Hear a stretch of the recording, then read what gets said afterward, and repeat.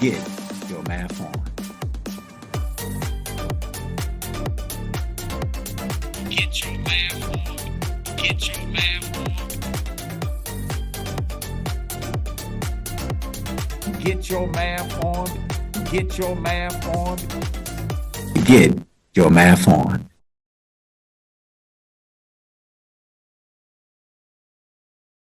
Greetings, peace. Guess what time it is? It's time for another episode of Get Your Math On with the Math Doctor. I am the Math Doctor Shahid Muhammad, and we welcome you to episode number 3. This episode, we're continuing to show you that math is universal. Math is in everything. Math is in everywhere. Everything you want to be, everything you want to do. Everything you can think about doing requires mathematics.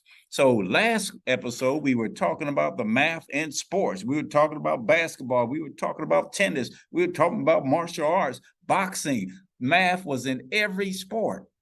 Today, we want to look at math in some other places. Let's go pull up the visual, and let's see what we're going to be talking about today.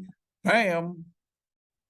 How many out there would like to be an engineer? Let me see your hands.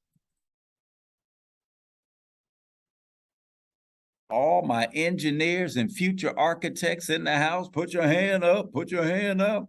You might be asking the question, do I need math? I want to be an engineer. Do I need math? I want to be an architect. What? Do you even have to ask the question? You need math for everything, so you definitely need math to be an engineer or an architect. You cannot design things. You cannot build things. You cannot construct anything without sound mathematical skills and mathematical power. You got to be able to get your math on to be an architect or an engineer. Architects have to do plans. Architects and those in the construction have to work out the mathematics of the perimeter, the area, the volume of the building, the height of what they're dealing with, the width, the length. The list goes on. They have to know the perimeter, the weight of the bridge. They need to know the foundation. How is the foundation going to be? How deep is the concrete going to be laid? How far down are the beams that support the building going to go? All that is mathematics and then some. So you cannot build, you cannot construct anything without mathematics. Now look, what if you want to go into the field of building airplanes like Boeing and some of the other companies that build airplanes? You got to get your math on. So this is a scene, an image of an airplane being constructed. They construct them in these big, massive warehouses where they have maybe 50, 30 different teams of engineers, scientists working on the airplane, building different parts of it, putting together the body, putting together the wings. They have to know the wingspan. They have to know how long the body of the airplane is going to be. They need to know the maximum weight of passengers, baggage, all that can go on the plane so the plane can take off. All that's mathematics. And if you get the math wrong, building an airplane, oh my goodness. Do you remember a couple of years ago when it was a Boeing, one of the Boeings just kept crashing all over the planet Earth in different areas, and they had to pull the manufacturing plant, stop everything, and try to dissect and diagnose what the problem was. That was all mathematics, physics, and science. But they have to know mathematics to find out what was the problem. Why was it crashing? What was going on with it? Why was it veering off of a path or whatever? All that's mathematics. You cannot build a plane. You cannot maintain a plane. You can't take a plane off safely without mathematics, and safety is so important with mathematics. So in building airplanes, building whatever, you're going to have inequalities, because it might be that the weight cannot exceed this amount. It might be the width of the wingspan has to be at least this length. It might be that the weight of the passengers cannot go past this amount, cannot be higher than that amount. All that is inequalities, and all that is mathematics. So you can't build a plane, design a plane, fly a plane, maintain a plane, land a plane without mathematics. What about if you want to be a construction person building skyscrapers, big old buildings like the Willis Tower here in Chicago, used to be the Sears Tower, the Empire State Building, the big, tall skyscrapers in Dubai, the ones in Malaysia and China, big skyscrapers. What type of mathematics do you need to do that? It is mind-boggling. You got to get your math on, or you will have problems with that building. So how high are you going to build that skyscraper up? You have to send down beams of support at a certain depth under the ground so that the building will have stability and strength. Then they're designing buildings so that they're earthquake proof, so that they can withstand wind, so they can withstand a hurricane, a tornado. All that requires knowledge and competency in mathematics.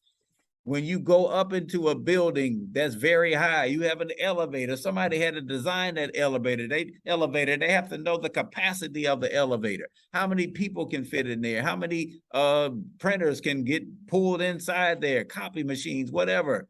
What is the weight that can sustain that elevator so it doesn't come plummeting straight down to the ground? All that is mathematics. So you have to know how many construction workers you need to do this part of the skyscraper. How many cranes are you going to need? What's the cost of a crane? What's your budget for the construction? All that is mathematics. You got to get your math on to be an engineer. Now, how many of you love to ride those great big amusement park rides that go either real fast, whip around, or they're real tall, or those roller coasters from hell where you're doing loops and spins and ills and chills and all that kind of stuff? You got to have mathematics. You don't want to get on a roller coaster, an amusement park ride that an engineer that has a C in engineering design. I don't want to get on that. I don't want to risk my life. I want that engineer to have an A in math if they're going to design an amusement park ride that I'm going to get on, because you want safety. So look at this amusement park ride, all the information, mathematics and physics that's involved. You got gravity, acceleration, you got forces, you got weight. You got to make sure the harnesses on the cars are at a certain length, at a certain capacity to hold any particular weight. You got to make sure the radius of the turn is at the right radius so that the speed of the roller coaster compensates the gravitational forces and all that kind of stuff. All that is mathematics and science. So don't you say, I want to design amusement park rides. I want to be the greatest roller coaster designer, but I don't like math. Something wrong with you. You got to get your math on if you're going to design roller coasters, if you're going to design amusement park rides. Look at this one here. This is a common amusement park ride, a traditional one where you get on and you're just spinning around and spinning around. But there's so much mathematics going on. You got the radius, you got the circumference of the ride, you got angles in there, you got trigonometry, you got geometry. All that is mathematics. That ride would not happen. Those children would not be having a great time and a fun time if it wasn't for the use of mathematics in its proper light. Look at this ride right here. Some engineer or team of engineers designed this, and guess what? They got their math on, because safety is big time importance in this type of ride here. You got so much going on. They chose a certain shape for the ride. They chose a certain height for the ride. They chose a certain weight limit for the ride. All that is mathematics. And you cannot be an engineer, an architect, a construction person without sound mathematical skills. Now let's get into some of the beauty of architecture. Good architects, master architects, are masters of the mathematics needed to design things. One aspect of mathematics that they major in and are masters in is geometry. Look at the angles involved in this structure that was designed. You got rectangles, you got parallel lines, you got coplanar, you got planes, you got isosceles, acute, obtuse angles, rays, all that involved in that design. So don't sit in geometry class talking about this is boring. I don't want to learn this. I don't want to use this. But then say you want to be an architect, then say you want to be an artist, then say you want to design video games. All that requires geometry. And all of it requires mathematics. Bam, look at this one right here. This is nice here. Look at the angles. Look at the symmetry. Look at the trajectory. Look at the rays. Look at the segments. Look at the lines. All that involved in drawing and designing and building this structure. So it's one thing to design it, you need mathematics, but then to put it together so that it's safe, so that it has a strong foundation, so that people can come in and out safely, all that is mathematically based. You got to get your math on. Bam. Let's come out of architecture, architecture and engineering, and let's go into something all of us should be concerned with. Our agriculture, farming. I know what you're saying. I don't want to be no farmer. I don't want to do no agriculture. I want to be a doctor. I want to be a football player. I want to be an artist. I want to be a rapper. But don't you got to eat there, buddy? Huh? Everybody has to eat. So we should thank God for farming and for agriculture and for farmers, because they are the ones that put the food from the earth onto the grocery shelves into our bellies. So if it wasn't for mathematics, there would be no agriculture, there would be no food. There's so much math involved in farming. Look at the wonderful rows, how accurate they are at these farms. You have to put the rows at a certain distance so that one crop doesn't affect the other one. They have to be put at a certain width, at a certain length. They have to bury these seeds at a certain height, at a certain depth. You have to pick the harvest at a certain time. You have to plant at a certain time. You have to plant at a certain temperature. You have to keep the produce at a certain temperature, or you may lose your crop. All that is mathematics. The farmer has to be a meteorologist as well. They have to know the weather. They have to know the temperature, the freezing points, all that, so that their oranges don't freeze over, their corn doesn't freeze over. All that is mathematics. We could go on and on and on. You cannot eat without a farmer or some agricultural process going on. So we need to love math and get our math on. Look at this here. This is a farmer's report. They don't just drop a seed in the ground, throw some water on it, then an apple pops up and they eat it and that's it. No, there's a lot of mathematics involved. They have here an item level, they have a cost, a sale value, maturity time, and food yield. All that is mathematics that the farmer has to know and be able to calculate, be able to analyze, so they can know, are they making a profit? Do they need to change their maturity time? Do they need to change what they're planting? Do they need to go into another area? All that is mathematics.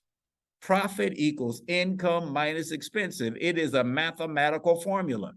So the farmer needs to weigh their expenses. They got to get some organic soil. They have to do something to fight off insects. That's cost. They have to feed their animals. That's cost. They have to build a new structure. That's cost. All that is mathematics. Then they look at what are they selling it for when it gets to the market.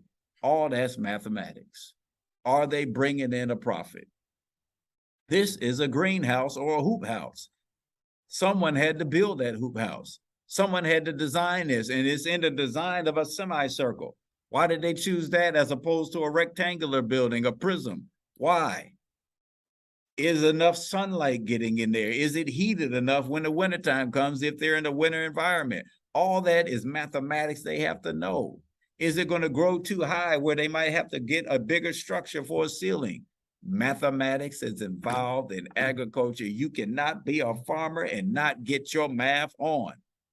Look at this beautiful picture right here. All this wheat being cultivated and being plowed and brought out by this big, massive machine. This machine has a cost. This machine had to get to the farm. This machine has to be maintained, and mathematics is involved in all that. The farmer needs to know how much area has he already sown, how much area has this machine already plowed and seeded and brought up and harvested. All that is mathematics. They have to know area, they have to know perimeter, they have to know volume, they have to know selling price, they have to know income, expenses, weights, they have to know units, grams, centimeters, feet, yards, bushel amounts. All that is mathematics. You can't be a farmer and not get your math on, or you won't be farming too long. Then what about when it's harvest time? They got to know, do I have enough laborers, workers to pick the harvest? In this case, they're picking oranges. They need help. How many workers do I need to have to pick the oranges in an amount of time so that they can get to the market and not spoil? How many cartons do I need to transport these oranges? How many orange trees did I plant? How many yielded? How many went bad? Will that hurt my profit in the long run? How do I get my product to the farmer's market? How do I get it to the grocery store? All that is mathematical questions that the farmer must answer. If you want to be a farmer, you got to get your math on. And then the farmer has to take their produce. Either they can sell it at a farmer's market or they take it to the market, the supermarket. And they need to negotiate prices. They need to negotiate when I'm going to deliver it to you, how long it can last on the shelf without putting in pesticides and insecticides in my crop. I don't want that. I want organic. So how long can the organic produce last compared to the one with insecticides and preservatives and pesticides and other sides that cause suicides and homicides? All that is mathematics.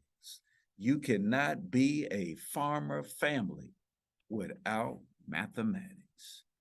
So engineers, architects, construction people, and farmers and agricultural scientists, you know that you got to get your math on to be good at what you do. So everyone, until next time, stay strong, fight the power, and get your math on. We'll be ready for episode number 4 very shortly, released to you. I need you to spread these videos all over the planet Earth, all over Facebook, Twitter, Instagram, TikTok, Big Box, whatever. Put that bad boy out and make this sucker go viral. Tell everybody, get your math on. Until next time, peace out from the Math Doctor. See you. Get your math on. Get your math on. Get your math on. Get your math on. Get your math on. Get your math on. Get your math on. Get your math on. Get your math on. Get your math on.